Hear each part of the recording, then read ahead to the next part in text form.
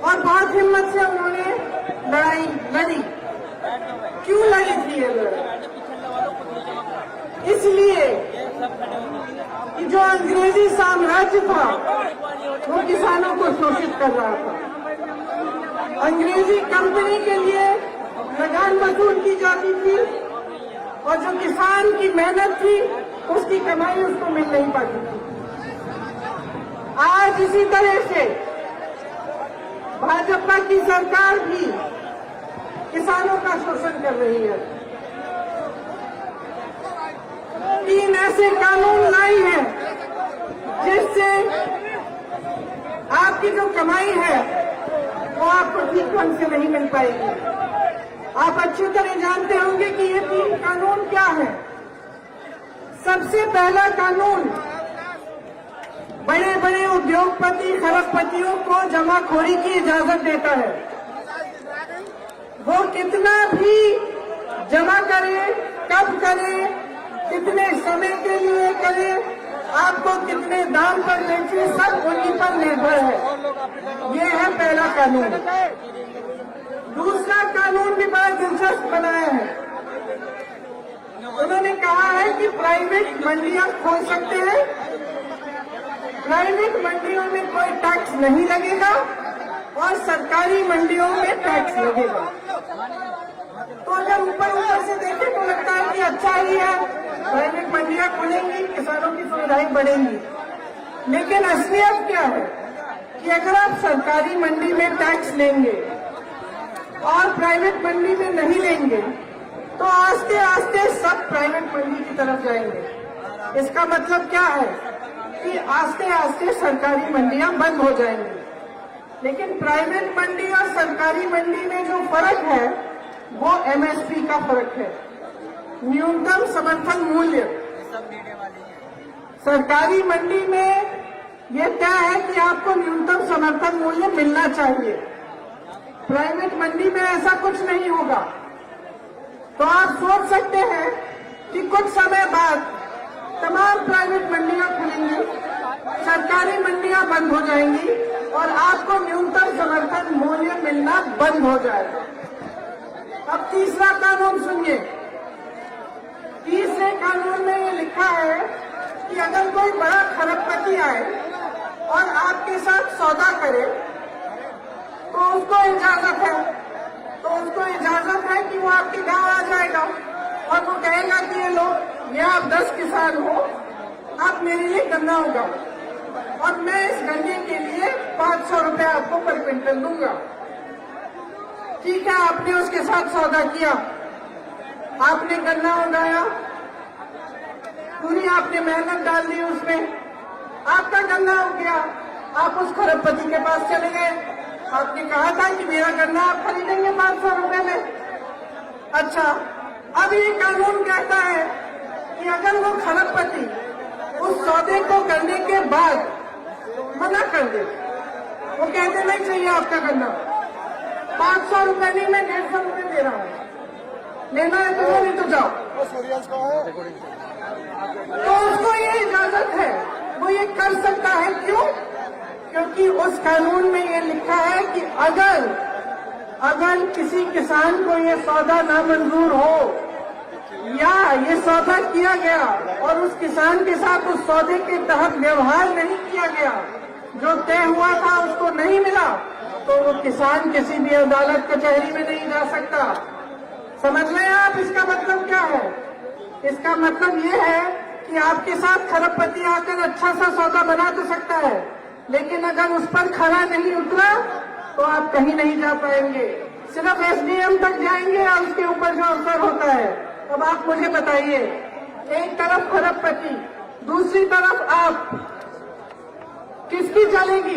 बताइए, आपको न्याय मिलेगा? नहीं मिलेगा। तो ये जो 3 कानून हैं जो मोदी जी देश भर में जाकर कह रहे हैं कि किसानों की भलाई के लिए बने हैं, किसानों के लिए है ये कानून, आज भी शायद बंगाल में यही कहेंगे, ये जो 3 कानून हैं ये क्या आपकी भलाई के लिए बनाए गए हैं या मोदी जी के खरबपति मित्र के भलाई के लिए बनाए गए हैं?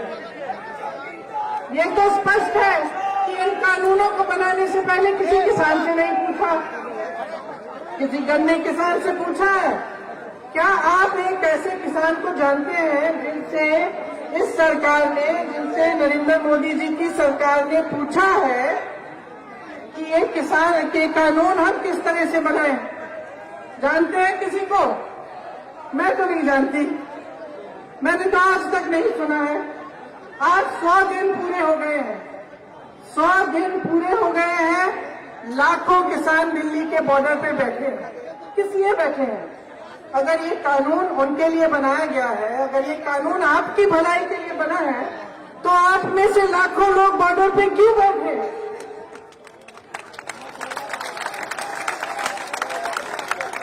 और देखिए देखिए देखिए किसानों ने इस देश को आजादी दिलाई।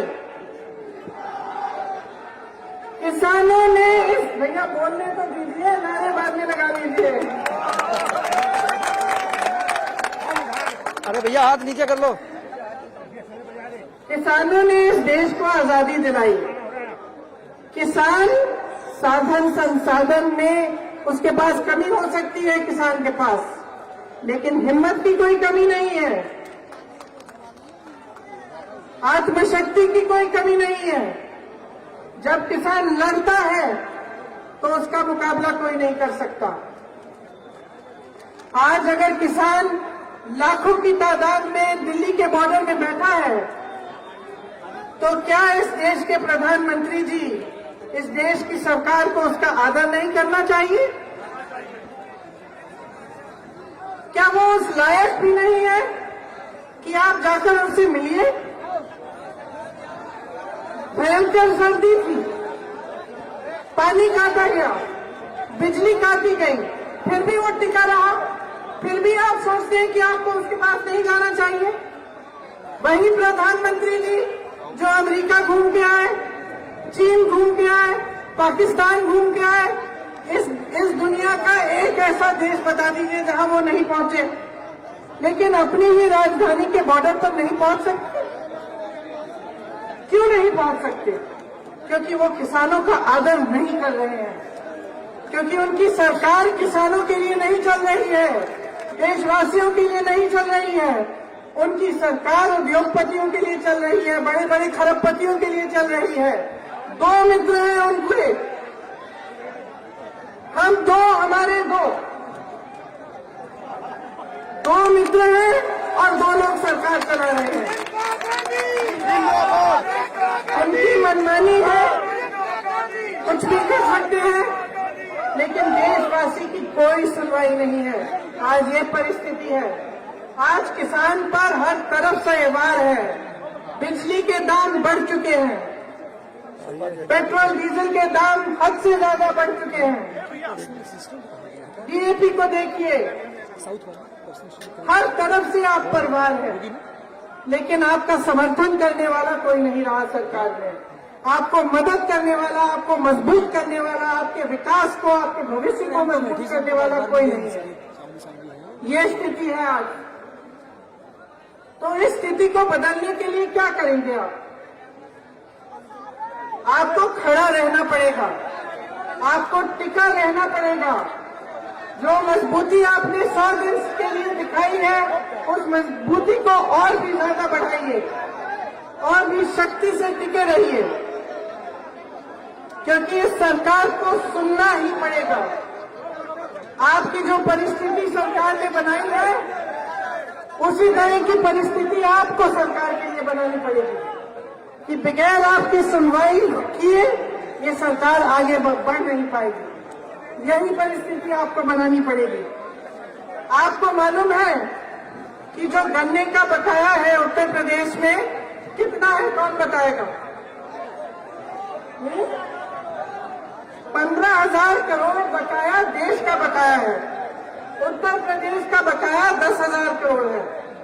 अब आप सोचिए कि कितने साल हो गए आपको ये बकाया नहीं मिला। क्या किया होगा सरकार ने इन पैसों से? सोच सकते हैं? मोदी जी ने, प्रधानमंत्री नरेंद्र मोदी जी ने 2 हवाई जहाज खरीदे हैं। 2 हवाई जहाजों की कीमत 16,000 करोड़ रुपए है। आपका बकाया पूरे देश भर के गन्ने का बकाया 15,000 करोड़ रुपए है। 2,000 करोड़, दो हवाई जहाजों में 16,000 करोड़ रुपए खर्चे, आपका बकाया 15,000 करोड़। संसद के सुंदरीकरण के लिए 20,000 करोड़ रुपए अलग कर रखे हैं, लेकिन आपका बकाया नहीं मिल रहा है। कहते हैं आपके बकाये के लिए पैसा नहीं है। सोचिए, जो सरकार 2 हवाई जहाजों पर आपके बकाये का पैसा खर्च सकती है, वो आपका बकाया नहीं दे सकती। जब आपसे किसान बीमा लिया जाता है, आपको मालूम है कि उनके खरबपति दोस्तों की कितना फायदा हुआ है? 26,000 करोड़ रुपए आपके बीमे से गए उनकी जेब में। आपके बीमे से 26,000 करोड़ बड़े बड़े खरबपतियों की जेब में गए हैं। ये स्थिति है इस सरकार की, और इस स्थिति को बदलने की शक्ति सिर्फ आपके हाथों में है। सिर्फ आप ही बदल सकते हैं। आपने अब कई सालों से इन सरकार के जुल्म सह लिए हैं। आप आवाज उठाते हैं, आपको मारा जाता है, पीटा जाता है। 215 किसान शहीद हुए।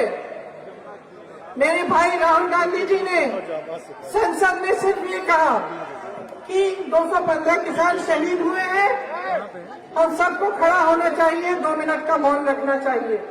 आपको मालूम है कि इस सरकार का एक भी सांसद खड़ा नहीं हुआ, बैठा रहा, हंसे वो। बाकी विपक्षी दलों के सारे नेता खड़े हुए, मौन रहे 2 मिनट के लिए। क्यों? क्योंकि आपका आदर करते हैं। लेकिन प्रधानमंत्री मोदी जी ने आपका मजाक उड़ाया, तरह तरह के नाम कहलाए आपको। भरे संसद ने ये कहा कि किसान को उल्टी सीधे शब्दों से कहा कि किसान आंदोलनजीवी है। क्या होता है आंदोलनजीवी? परिजीवी है कहा। आप सब समझते होंगे अच्छी तरह की परिजीवी क्या होता है। तो आप सोच सकते हैं कि एक देश के प्रधानमंत्री किसानों का आदर नहीं करते, लेकिन उसके बजाय उसको परिजीवी कहते हैं। तो आपको अब समझना पड़ेगा कि ये जो सरकार है, ये आपके पक्ष में काम कर रही है कि आपके हित के खिलाफ काम कर रही है। तो आपको समझना पड़ेगा कि जब आपने ये सरकार को शक्ति दी है, नेता आपने बनाए हैं, प्रधानमंत्री जी पर भरोसा करके आपने उनको वोट दिया, आपने उनको मजबूत बनाया, तो अब समय आ गया है कि आप जागें और इस सरकार के खिलाफ जिस तरह से आप आंदोलन कर रहे हैं दिल्ली के बॉर्डर पर, उस तरह से गांव-गांव में आंदोलन करिए और खड़े हो जाइए अपने हक के लिए। अपने हक के लिए गिड़गिड़ाइए मत, अपना हक मांगिए, मजबूती से मांगिए, पूरी शक्ति से मांगिए। और मैं आपसे कहने आई हूं कि जब जब आप संकट में होंगे, तब कांग्रेस पार्टी आपके साथ खड़ी रहेगी। जब जब आपको दुख होगा, हम आपके पास आएंगे। जब जब आप संघर्ष करेंगे, तो हम आपके साथ संघर्ष करेंगे। क्योंकि हमारे लिए ये वोट की राजनीति नहीं है। हम कर्जदार हैं आपके, ये पूरा देश कर्जदार है आपका। आप देश के अन्नदाता हो, इस देश की आत्मा हो। हम आपके कर्जदार हैं। ये जितने भी नेता इस मंच पे बैठे हैं, वो भी आपके कर्जदार हैं। आपने बिठाया है यहाँ, ये हम कभी नहीं भूल सकते और कभी नहीं भूलेंगे। आपकी लड़ाई में हम आपके साथ खड़े हैं। मैं ये कहने आई हूँ कि आपकी लड़ाई मेरी लड़ाई है, और जब तक आप लड़ते रहेंगे मैं लड़ते रहूंगी। मुझ में जितना दम है, जब तक जीवन है तब तक मैं आपके लिए लड़ती रहूंगी। हिम्मत मत हारो, हिम्मत मत हारिए। सिर्फ 100 दिन निकले हैं, चाहे 100 महीने हो जाए, चाहे 100 हफ्ते हो, चाहे 100 महीने हो, हम लड़ते रहेंगे आपके साथ। जब तक ये सरकार मानेगी नहीं, जब तक ये अपने कानून, काले कानून वापस नहीं लेगी, तब तक हम आपके साथ खड़े रहेंगे और आपके संघर्ष में आपके से कंधे मिलाकर संघर्ष करेंगे। आप सबको बहुत बहुत धन्यवाद। मेरी बातों को आपने इतना ध्यान से सुना। और एक बार मैं सबसे आग्रह करती हूँ कि खड़े होकर 2 मिनट के लिए शहीद किसानों के लिए मौन रखें।